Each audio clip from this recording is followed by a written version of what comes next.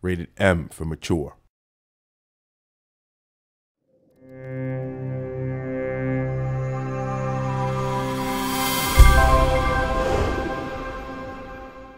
I'm Craig Morisson and I'm the game director and producer on Age of Conan. What you're going to see today is a quick tour of the new gameplay area that's opening up in Update 105, and that is Tarantia Commons. Tarantia Commons is kind of the urban underbelly of King Conan's capital city of Tarantia. It's where the common person lives. It's racked by gang warfare and civil unrest, everything you'd expect to find in a medieval urban environment where the people have to fight out on a daily basis for their existence. Players will actually be able to choose which side in these conflicts they take part in.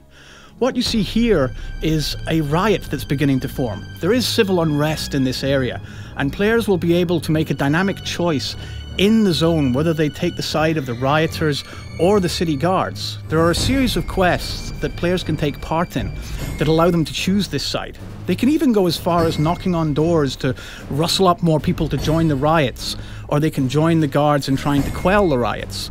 And different players can make different choices. They can take a different side, so you may be working for or against your fellow players as you decide which course the riot will take. The results of this means that the experience is different every time. Whenever you set foot in Tarantia Commons, there may be a different outcome to this riot. Gameplay-wise, these riots also spawn different events based on how they're going. Different bosses might spawn or different quests might become available based on the reactions to the riot. There are also two warring factions within the city itself. These are two street gangs called the Wharf Rats and the Crows. Players will be able to take quests for either or both sides and try and work their way up the rankings of these gangs and explore the different storylines of the conflict. The Wharf Rats are based on the ground level, on the wharf of the city, the area that you're looking at now. They're all clearly identified and players will be able to choose for them. If they go with the Crows, they're actually going to see a different gameplay element in that a lot of the gameplay in Tarantia Commons is actually based on the rooftops.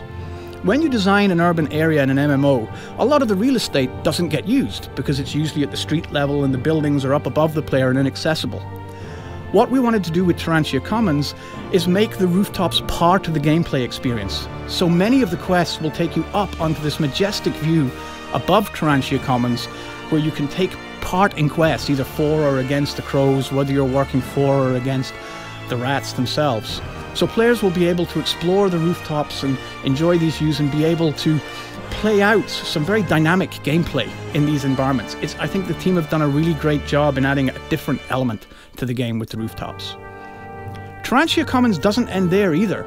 Once you go out past the city walls, you actually end up into effectively what are called, an outskirts of the city. But they're not the kind of suburbia that you might see in a modern city. They're a very dark and foreboding place where there's more factions and more quests for the players to take part in. What you're seeing now is actually a leper colony.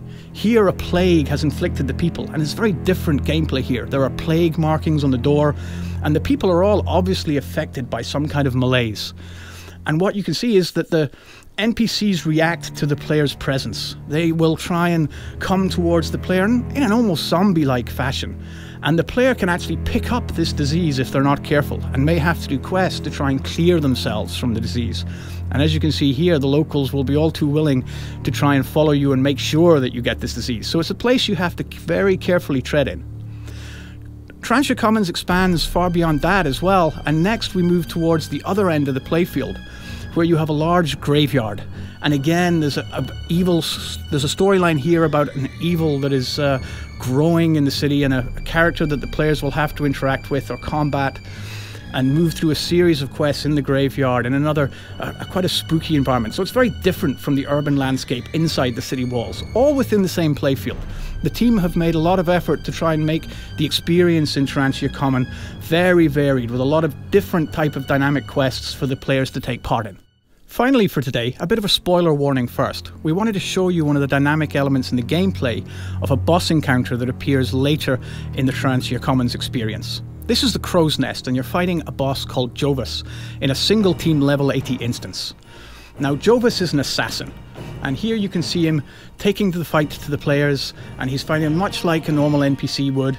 But Jovis has a trick or two up his sleeve, and this is an example of how the gameplay designers have tried to use the tools that we have in an imaginative way to make the players remember this encounter. He's going to show you a special trick in a minute that will challenge players in how they react to it.